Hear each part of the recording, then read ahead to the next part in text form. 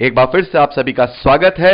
हम अध्ययन कर रहे हैं प्रकाशित वाक्य का और अब समय है कि हम उसके 8वें अध्याय 13वें वचन से आगे का अध्ययन करें। अभी हमने 8वां अध्याय पहले वचन से लेकर 12वें वचन तक का अध्ययन किया, जिसमें हमने देखा 4 स्वर्गदूतों के द्वारा 4 तुरही फूकी गई और सृष्टि पर 4 प्रकार की एक तिहाई विपत्ति पड़ी। जमीन पर, समुद्र पर, पीने के पानी पर और सोलर सिस्टम यानी आकाश की शक्तियों पर। तो हमने वहां पर यह भी आकलन किया कि ये इस प्रकार से हो सकती हैं। तो मेरे प्यारे भाई बहनों, हो सकता है कि जब ये विपत्तियां पड़े तो इनका जो कॉज है, इनका जो कारण है, वो डिफरेंट हो जो आज हम अध्ययन कर रहे हैं। हो सकता है अलग तरीके से विपत्तियां आए, तो यह हो सकता है कि यह ना हो, कोई और दूसरे कारण हो, लेकिन यह सत्य है और हमें यह अपने इसमें से मूल्य जो निकालना है वो यह लेना है कि यह होना है। यह विपत्तियां एक तिहाई तरीके से इस पृथ्वी पर पड़ेंगी और इसका कारण, उसका रूप हो सकता है जो हम आज आकलन कर रहे हैं उससे थोड़ा डिफरेंट हो। तो अब बात करते हैं 13वें वचन से।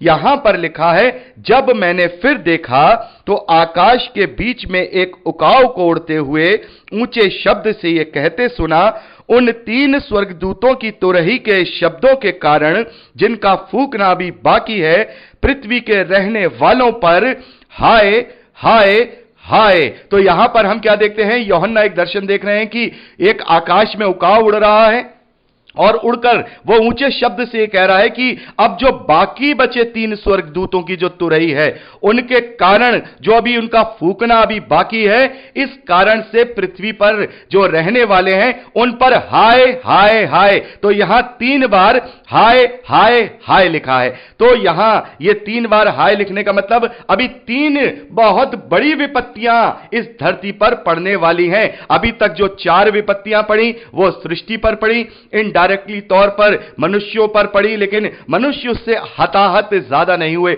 लेकिन अब जो विपत्तियां, जो 3 बाकी बची विपत्तियां हैं, वो ऐसी होने वाली हैं जो डायरेक्टली तौर पर मनुष्यों को उत्पादित करेंगी। मनुष्य उससे प्रभावित होंगे, मनुष्यों को उससे तकलीफ होगी। तो यहां इसी कारण से यहां पर ये उकाव को दिखाया गया है। मेरे प्यारे भाई बहनों, ऐसा नहीं है कि जब अंत के दिनों में ये चिन्ह दिखाए जाएंगे तो वाकई में ही कोई उकाव उड़ेगा और उकाव उड़ करके बोलेगा कि पृथ्वी के रहने वालों पर हाय हाय हाय। नहीं, ये केवल यहां पर ये यूहन्ना को दर्शन दिया गया है।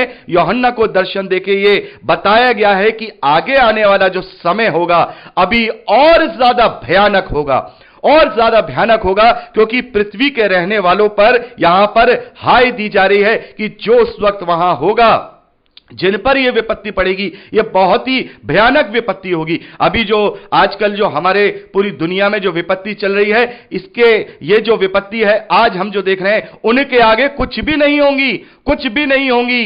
ये जो विपत्तियां होंगी वो बहुत ही भयानक होंगी। और मेरे प्यारे भाई बहनों, जब हम इस 5वीं मोहर, माफ कीजिएगा, 5वीं तुरही को फूके जाने का जो वर्णन देखते हैं, तो ये वो समय भी शुरू हो जाएगा। ये वो समय भी शुरू हो जाएगा जब मसीह विरोधी का आगाज या मसीह विरोधी गतिविधियां या शैतानी गतिविधियां बहुत ही चरम सीमा पर शुरू हो जाएंगी। तो ये इसीलिए इन तीनों विपत्तियों को, इन तीनों स्वर्गदूतों की तुरहियों को अलग स्पेशल तरीके से यहां दिखाया गया है। यानी कि पहला फेज क्या होगा? 6 मोहरों को खोला जाना। दूसरा फेज क्या होगा? जो 4 तुरहियां हैं उसे फूके जाना। आप इस तरीके से ले सकते हैं, अंत के दिनों को आप इस तरीके से जो है अध्ययन कर सकते हैं। पहला जो फेज है वो पहली मोहर से लेकर 6ठी मोहर तक का खोला जाना। फिर उसके बाद दूसरा फेज शुरू होगा जो कि अंतिम काउंटडाउन का होगा। पहली मोहर, माफ कीजिएगा, पहली तुरही से लेकर 4थी तुरही का फूका जाना, जिसमें इस सृष्टि पर विपत्ति आएगी। ये जो फेज होगा, ये जो फेज होगा, ये तीसरा फेज होगा। जो 3 जो तुरहियां अभी फूकी जानी बाकी हैं, इनका तीसरा फेस होगा और यह मसीह विरोधी से, शैतानी गतिविधियों से पूरी रीति से यहां पर जोड़ा जाएगा, जिससे सीधे तौर पर मनुष्य प्रभावित होंगे, मनुष्यों को पीड़ा दी जाएगी, मनुष्यों में मृत्यु फैलेगी। अब यहां हमने जो 8वां अध्याय है वो कंप्लीट कर लिया 13वें वचन के साथ ही, और 5वें स्वर्गदूत ने जो तुरही फूकी है, हम इसका वर्णन 9वें अध्याय में पढ़ते हैं। तो अब हम 9वां अध्याय पहले वचन से पढ़ेंगे। पहले वचन में लिखा है, जब 5वें स्वर्गदूत ने तुरही फूकी तो मैंने स्वर्ग से पृथ्वी पर एक तारा गिरता हुआ देखा और उसे अतः कुंड की कुंजी दी गई। तो मेरे प्यारे भाई बहनों, यहां पर हम देखते हैं जो पांचवी तुरही फूकी जा रही है, तो यूहन्ना देख रहे हैं कि स्वर्ग से एक तारा गिरता हुआ देखते हैं और उसे अतः कुंड की कुंजी दी गई। तो ये जो तारा है जो स्वर्ग से गिरा है, ये कौन है? मेरे प्यारे भाई बहनों, जब हम पवित्र शास्त्र पढ़ते हैं तो वहां जो इब्लीस है, जैसे कि हम यशायाह नबी की पुस्तक उसका 14वां अध्याय पढ़ते हैं, तो वहां पर इब्लीस को भोर का तारा कहा गया है। भोर का तारा, ओ लूसीफर, भोर का तारा उसे कहा गया है, आ मॉर्निंग स्टार। तो यहां जो हम देखते हैं कि गिरता हुआ जो तारा है वो शैतान को इंडिकेट करता है। यहां जो तारा गिरता हुआ है यह शैतान को इंडिकेट करता है और अतः कुंड की कुंजी दी गई, यानी कि अब उसको यह अधिकार होगा कि जो उसकी जो शक्तियां हैं उनको वो साथ लेकर के इस अंत के दिनों में बड़े प्रभावी तरीके से मसीह का विरोध करे, मसीह विरोधी जो आने वाला है उसको वहां पर उसकी भूमिका तैयार करे। तो यहां पर हम देखेंगे कि पांचवी तुरही फूकते ही जो शैतान है वो बड़े क्रोध के साथ अपने कार्य में लग जाएगा, क्योंकि ये अंतिम काउंटडाउन होगा। उसको भी ये उस वक्त पता होगा कि ये जो चिन्ह यहां मैं पृथ्वी पर देख रहा हूं, इन सब के विषय में वो जानता ही है। जैसा कि हम जानते हैं कि शैतान पवित्र शास्त्र से अज्ञान नहीं है, जैसा कि हमने मत्ती के सुसमाचार 4 अध्याय में पढ़ा।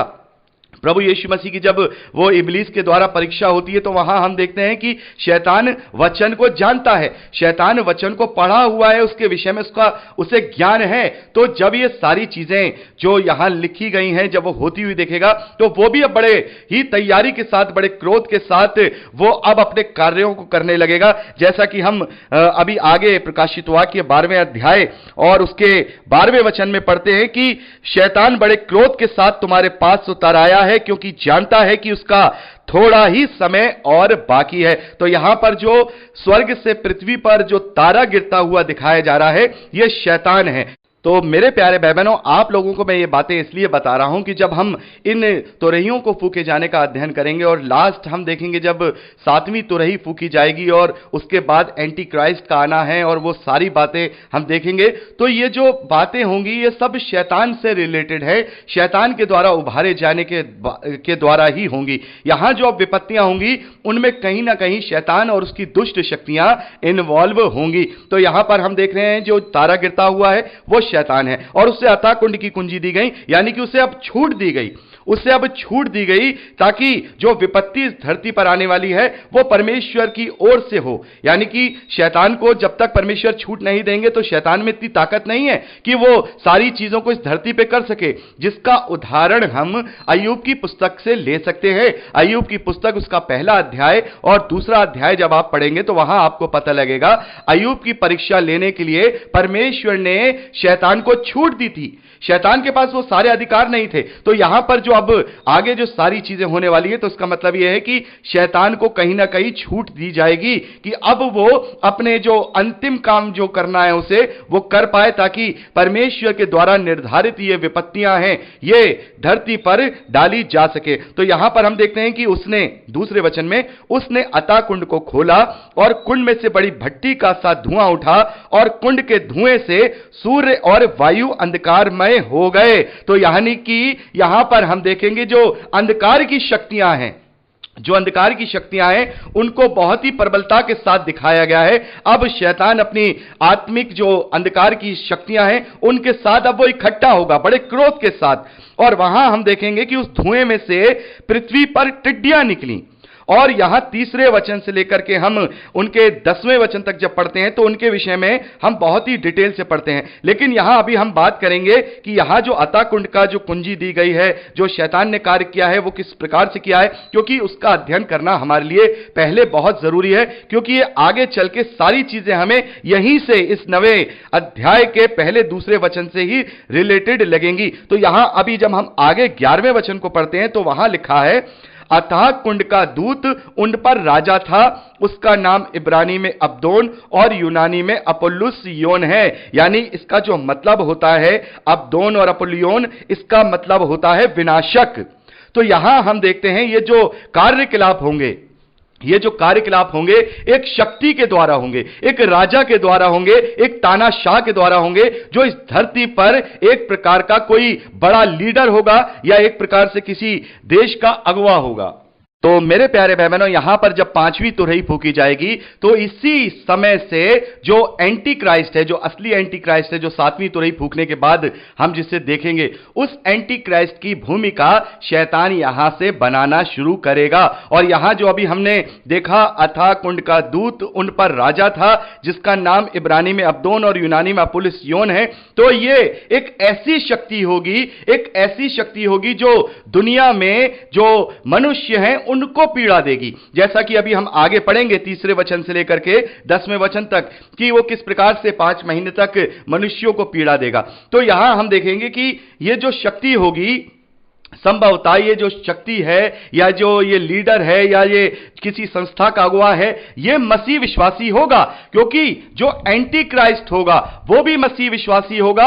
और जो एंटी क्राइस्ट से पहले जो 10 शक्तियां, जो हम अभी 13वें अध्याय में अध्ययन करेंगे, जो 10 शक्तियां जुटेंगी जिसमें से एंटी क्राइस्ट निकलेगा, वो 10 शक्तियां भी मसीह ही होंगी। मेरे प्यारे भाई बहनों, जैसा कि हम पढ़ते हैं, वचन में पढ़ते हैं कि जो मसीह विरोधी है वो मसीह विश्वासियों में से ही निकलेगा। यानी कि यहां ये जो तानाशाह है या जो ये शक्ति है या किसी संस्था का अगुवा है, ये मसीह विश्वासी होगा, लेकिन सच्चा मसीह विश्वासी नहीं होगा। इस बात को आप ध्यान रखिए।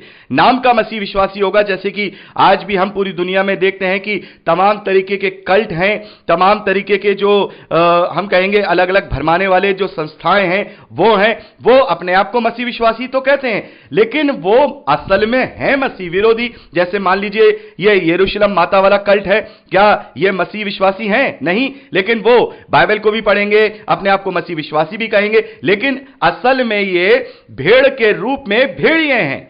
इन्हीं से सावधान रहने के लिए प्रभु यीशु मसीह ने कहा है।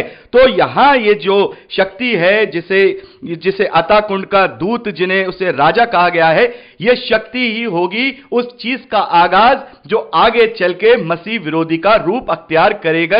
यानी कि ये वो नहीं होगा जो मसीह विरोधी है। ये जो शक्ति है ये मसीह विरोधी नहीं होगी या एंटी क्राइस्ट नहीं होगा, लेकिन ये एक तरीके से भूमिका शुरू हो रही है। पहले एक छोटी शक्ति, फिर उसके बाद और ऊपर उभर के आएगा, फिर उसके बाद पूरी दुनिया पर, पूरा वर्ल्ड पर उनका कब्जा होगा और उसमें से एक ताकत उभरेगी एक मनुष्य के रूप में। वो एंटी क्राइस्ट होगा जो सातवीं तुरही को फूके जाने के बाद हम जिसका वर्णन पढ़ेंगे। तो यहां पर हम देखते हैं कि ये जो शक्ति है ये विनाश का, जिसे हम कहेंगे विनाशक है। और इसी के विषय में जब हम 11वें अध्याय में पढ़ेंगे तो जो 2 गवाह होंगे, जो 2 गवाह हैं इस धरती पर, जो भविष्यवक्ता हैं, वो भविष्यवाणी करेंगे, उनके ऊपर वो जीत हासिल करके उन्हें मार डालेगा। हम इसके विषय में भी पढ़ते हैं। यहां पर हम देखते हैं 7वें वचन में, प्रकाशित वाक्य 11वां अध्याय 7वें वचन में, जब वे 2 गवाह अपनी गवाही दे चुके होंगे तो वह पशु जो अथाह कुंड में से निकलेगा उनसे लड़कर उन्हें जीतेगा और उन्हें मार डालेगा।